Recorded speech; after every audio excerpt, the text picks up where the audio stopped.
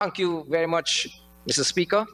Mr. Speaker, I have listened to the budget speech presented to this August House by the Honorable Minister, Dr. Ashni Singh, on the 16th of January, 2023, under the theme, improving lives today, building prosperity for tomorrow.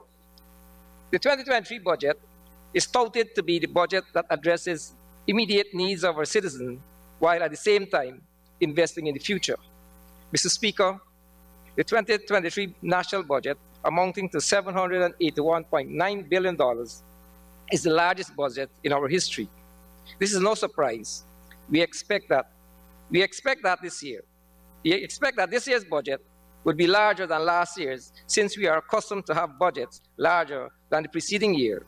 And of course, we have the revenue from oil amounting to $208.9 billion, and also the sum of $31.3 billion from the sale of carbon credits to help finance our spending in 2023.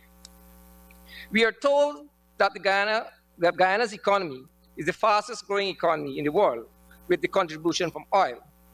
Mr. Speaker, the Guyanese people had great expectations. They wanted comfortable and happy life for themselves and family. People were optimistic. They were hopeful, believing that we would all enjoy in some significant way the bounty of our vast resources. Budget 2023 is a far cry from what our people expected. It has no realistic plan to improve the lives of our ordinary citizens. It disclosed government's uncaring and unconscionable attitude toward the poor and the vulnerable.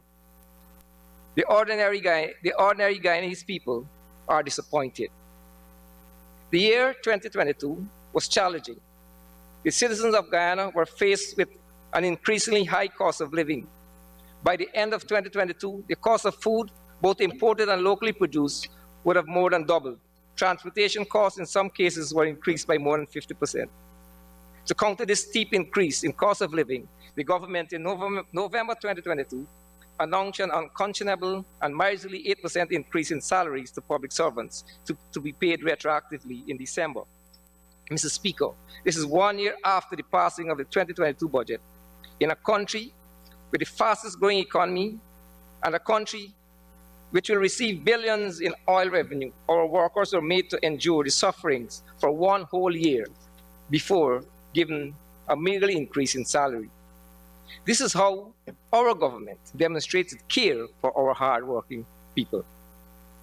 Mr. Speaker, as I examined the presentation of Budget 2023 by the Honorable Minister, I found that this budget is far from what it purports to be. No realistic plan to improve the lives of our citizens and building prosperity for tomorrow.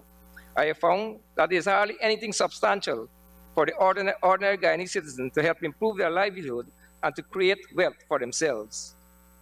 It has more emphasis on promoting private sector investment. This budget, like the previous budget, is again private sector oriented, with little support for the poor and the vulnerable in these times of rising living expenses. Mr. Speaker, the inevitable increase in cost of living is expected to continue in 2023. The government has recognized this and has made provision in Budget 2023 under the head Easing Cost of Living.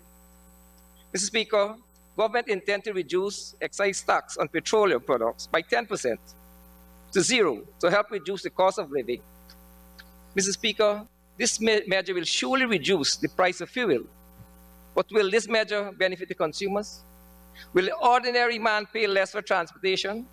As we saw in 2022, the reduction of the excise tax on fuel did not prevent the increase in cost of public transportation. Government must find ways to ensure that the reduction of the excise tax on fuel benefits the ordinary citizens. The reduction in freight charges is another measure which the government intends to use in 2023 to ease the cost of living, as was done in 2022. However, despite subsidizing the freight charges on imported goods, there were hardly any reduction in the price paid by the consumers. What is also noted, Mr. Speaker, and which I strongly recommend, is that government should reduce or subsidize the cost of freight for vehicles transporting local produce across the Borbridge and Demerara bridges, as well as on the transport and harvest ferries. This will surely reduce the costs reaching the consumer. Mr. Speaker, to cushion the rising cost of living, government intends to continue with the part-time job program, which is started in 2022. Person will work for 10 days per month and receive $40,000 for their 10 days job. This year, Mr. Speaker, $10 billion were allocated in the budget to support this program with the intention of employing more persons. Mr. Speaker, is this how the government intends to create jobs for our citizens? Or is it a way of rewarding their supporters? Mr. Speaker, I did some investigation into these workers. There's no job description. Most of the time, they have nothing to do. They make no contribution to the National Insurance Scheme, Mr. Speaker. I have no doubt that this is an ingenious way of using state resources to reward the supporters of this government. More than 90% of the persons employed under this program are supporters of the PVP. Mr. Speaker, I have no issue with government spending to provide jobs for poor and vulnerable in an attempt to create better living conditions, but it must be inclusive. No one should be marginalized because of his political persuasion or ethnicity. In 2023, let us see the One Guyana principle being applied. With the $10 billion allocated under this program, I call on the government to select persons because they are citizens of Guyana and are equally entitled to benefit from all government programs. They must not be rejected because of their political alliance. The Honorable Minister announced that government again this year has set aside the sum of $5 billion for additional cost of living measures to be determined from the ongoing community engagement. There are no clear indication again, Mr. Speaker, as to what this sum would be used for. This is another source of state fund available to the government to give their supporters under the guise of grants. $5 billion in the hands of government to do as it please and no question asked. Mr. Speaker, the Honorable Minister has announced that this year the monthly public assistance will be increased from $14,000 to $16,000, an increase of $2,000. Old age pension will be increased from $28,000 to $33,000, an increase of $5,000. A far cry from the $50,000 that was promised by this government in their campaign. Mr. Speaker, the aged and the vulnerable will accept the crumbs thrown to them by this government because they have no alternative. But in a country with the fastest growing economy, with billions received from oil, is this the way we show gratitude to the elderly and care for the vulnerable? An increase of $5,000 in these times of high cost of living will have little or no impact on the life of these persons. Mr. Speaker, government should have considered giving the elderly and the vulnerable much more than what was announced. Mr. Speaker, we ought to have done better for elderly and the poor in these times of high cost of basic food items, where the cost of basic food items has skyrocketed. We have the resources and we can afford it. Let's do it. The Honorable Minister has announced this year that income tax threshold has been increased from $75,000 to $85,000, a mere $10,000. Mr. Speaker, income tax threshold should have been increased to $100,000 to have a significant impact. If my calculations are correct, the saving resulting from the present measure would be between $2,500 to $2,800 per month. How effective would this be to counter the rising food prices? Mr. Speaker, what about the person earning $225,000 per month and above? Why were they not considered for income tax relief? Government should have revised the calculation to tax charge of income at a rate of 25% on the first $170,000 per month, and thereafter 30% on the remaining sum, instead of the present 28% and 40% as currently used. Mr. Speaker, with a budget of $781.9 billion, every single Guyanese ought to benefit from these measures.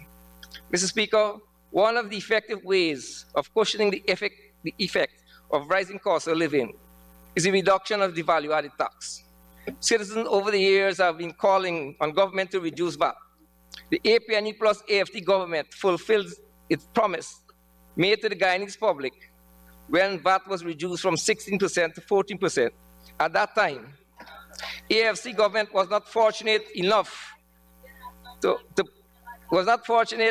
have the proceeds of oil to support its decision to reduce VAT.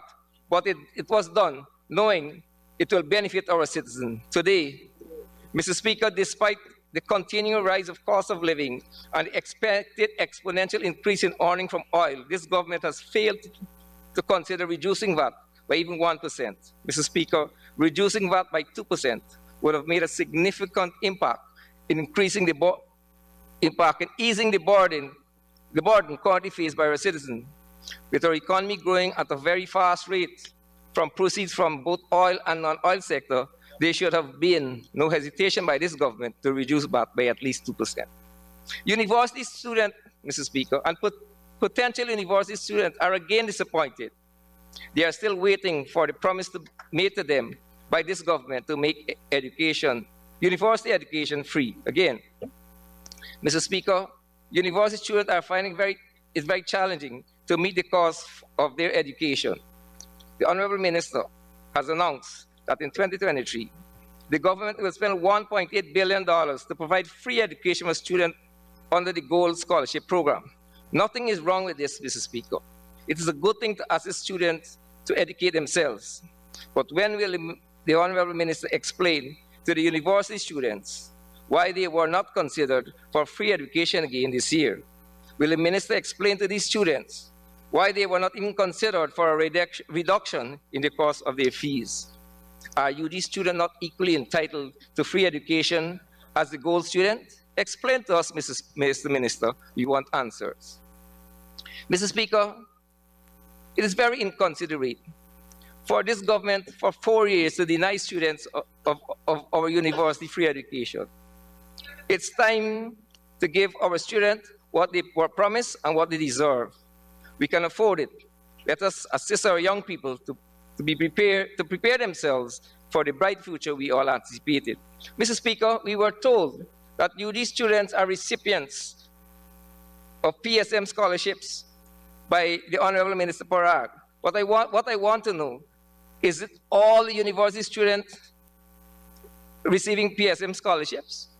I know it's not so. So let us consider those students that has to pay. Mr. Speaker, last year during my budget speech, I had raised the issue of government providing dialysis service on the Essequibo Coast for patients in need of dialysis. Today, Saudi Regional Hospital is offering the service to patients at a cost of $10,000 per session. This is possible through the collaboration between government and a private firm.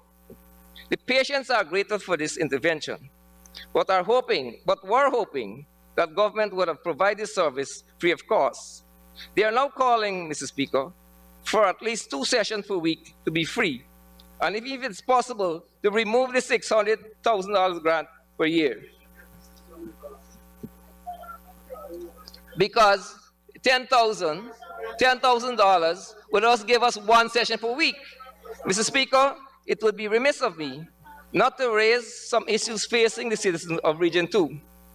In my speech on Budget 2022, I had raised the issue of resident living between Queenstown and Supernam on the Essequibo Coast, complaining bitterly about the quality of water supplied by the GWI. I highlighted that the water supplied to this part of the coast is untreated and had high iron content. Nothing has been done to improve this situation to date. However, I have noted that the Honorable Minister has disclosed that in 2023, advanced work on the construction of a water treatment plant on the Niming, Charity and Watnahog.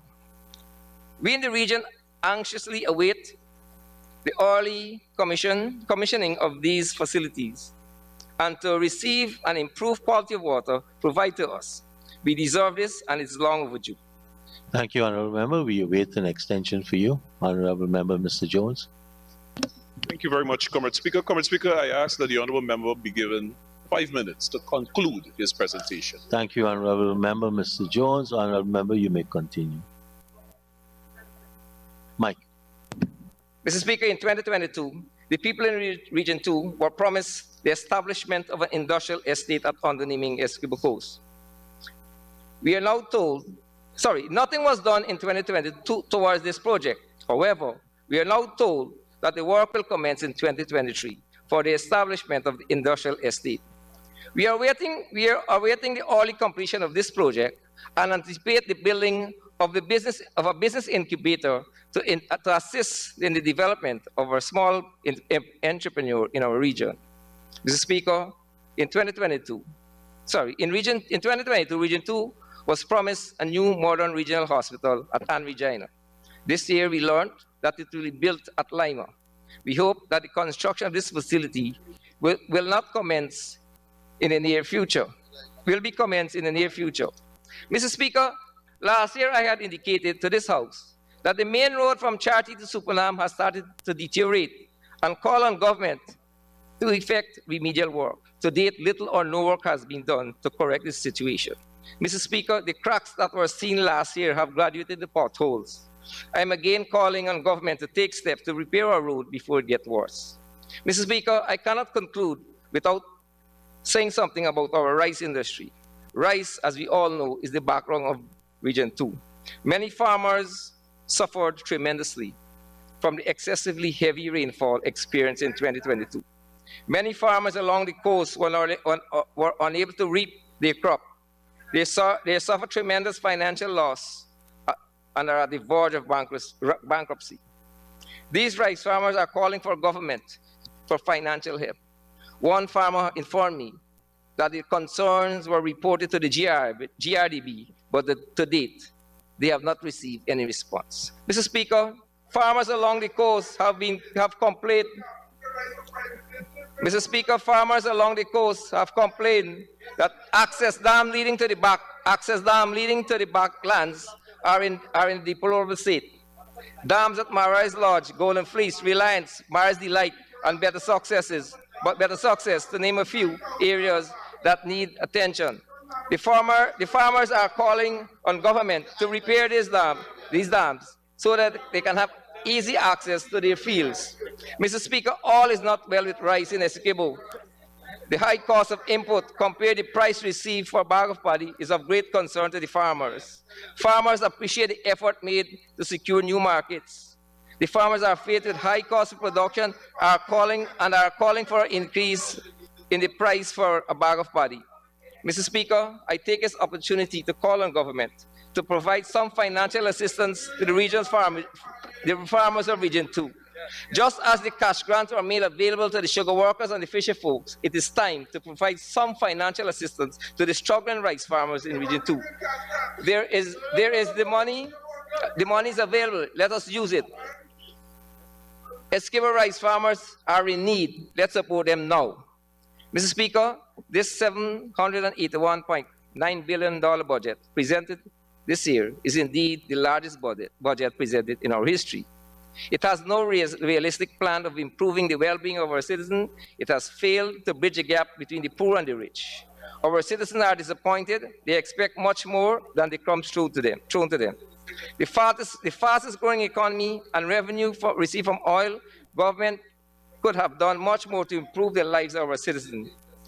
This budget may have a plan for infrastructure development for the future, but it sure lacks the capacity to create wealth and improve the lives of our ordinary people today. Thank you very much.